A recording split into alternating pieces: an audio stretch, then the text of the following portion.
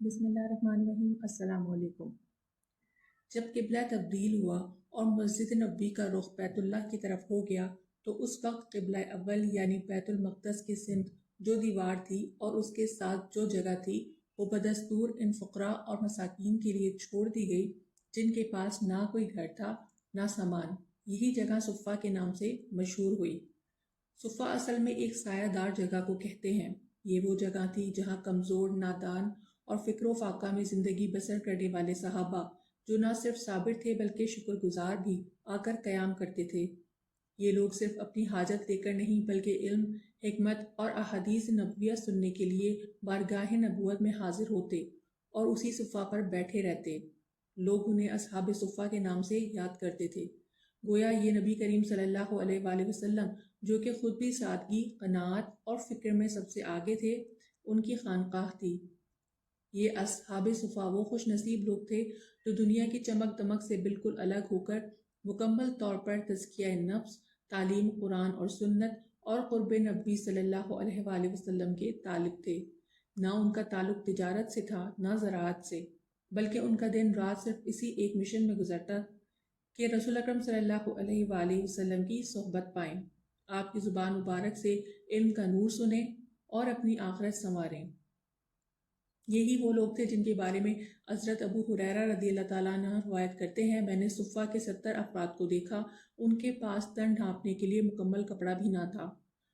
بعض کے پاس صرف ایک چادر یا کمبل ہوتا جسے وہ اپنے گردن میں باندھ لیتے۔ وہ اتنا چھوٹا ہوتا کہ کسی کے گھٹنوں تک پہنچتا تو کسی کے صرف ٹخنوں تک، اور وہ اپنے ہاتھ سے اس کو تھامے رکھتے کہ کہیں سطر نہ کھل جائے۔ صحیح بخاری میں حضرت کعب بن مالک رضی اللہ تعالیٰ عنہ فرماتے ہیں، میں خود بھی اصحاب صفہ میں شامل تھا۔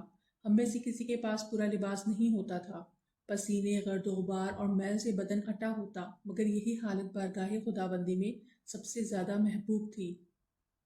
یہی وہ لوگ تھے جو اگر اللہ پر قسم کھا بیٹھتے تو اللہ ان کی قسم پوری فرما دیتا۔ حضرت مجاہد فرماتے ہیں، اللہ کی قسم میں کئی مرتبہ بھوک کی شدت سے اپنا پیٹ زمین پر لگا دیتا تاکہ مٹی کی نمی اور ٹھنڈک سے کچھ راحت محسوس ہو۔ بعض اوقات پیٹ پر پتھر باندھ دیتا تاکہ سیدھا کھڑا ہو سکوں۔ حضرت ابو ہریرہ فرماتے ہیں، ایک دن میں سڑک پر بیٹھ گیا، اتنے میں حضرت ابو بکر صدیق رضی اللہ تعالیٰ عنہ وہاں سے گزرے۔ میں نے ان سے قرآن کی ایک آیت کے بارے میں سوال کیا، دل میں خیال تھا کہ شاید وہ مجھے دیکھ کر اپنے ساتھ کھانے کے لیے لے جائیں، مگر وہ گزر گئے۔ اور کچھ دیر بعد حضرت عمر رضی اللہ تعالیٰ عنہ گزرے، ان سے بھی وہی سوال کیا لیکن وہ بھی نہ سمجھے اور آگے بڑھ گئے۔ پھر ابو القاسم صلی اللہ علیہ وآلہ وسلم جنہیں اللہ تعالیٰ نے خیر و برکت کا تقسیم کرنے والا بنا کر بھیجا تھا، تشریف لائے۔ آپ صلی اللہ علیہ وآلہ وسلم نے مجھے دیکھا، پہچان لیا، مسکرائے اور فرمایا، ابو ہریرہ۔ میں نے عرض کیا، یا رسول اللہ، حاضر ہوں۔ آپ صلی اللہ علیہ وآلہ وسلم نے فرمایا، میرے ساتھ چلو۔ جب ہم گھر پہنچے تو دیکھا کہ ایک پیالہ دودھ رکھا ہے۔ آپ نے دریافت فرمایا، یہ دودھ کہاں سے آیا؟ عرض کیا گیا، فلاں شخص نے ہدیہ بھیجا ہے۔ آپ صلی اللہ علیہ وآلہ وسلم نے فرمایا، ابو ہریرہ، اصحاب صفہ کو بلا لاؤ۔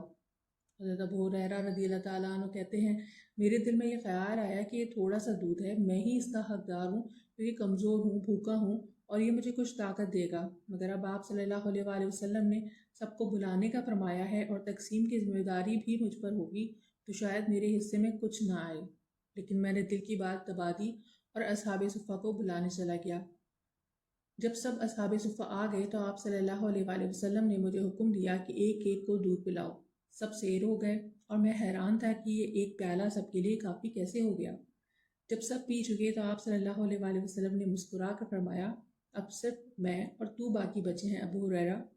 میں نے عرض کیا، جی ہاں یا رسول اللہ صلی اللہ علیہ وآلہ وسلم۔ آپ نے فرمایا، بیٹھو اور پیو۔ میں نے پینا شروع کیا اور آپ صلی اللہ علیہ وآلہ وسلم بار بار فرماتے گئے، اور پیو اور پیو، یہاں تک کہ میں نے عرض کیا، قسم ہے اس ذات کی جس نے آپ کو حق دے کر بھیجا، اب بالکل گنجائش نہیں۔ آپ نے پیالہ میرے ہاتھ سے لیا، اللہ کی حمد کی، بسم اللہ پڑھ کر باقی دودھ خود نوش فرمایا۔ صحیح بخاری کی روایت ہے کہ جب اصحاب صفہ پر بھوک کا عالم ہوتا تو آپ انہیں تقسیم فرما دیتے۔ جس کے پاس 2 افراد کا کھانا ہوتا تو وہ 1 کو لے کر جاتا، جس کے پاس 3 کا ہوتا وہ 2 کو۔ حضرت سعد بن عبادہ رضی اللہ تعالیٰ عنہ تو بس بعض اوقات 7-8 افراد کو بھی اپنے ساتھ کھانے پر لے جاتے۔ حضرت ابو ہریرہ رضی اللہ تعالیٰ عنہ فرماتے ہیں، میں بھی صفہ والوں میں شامل تھا۔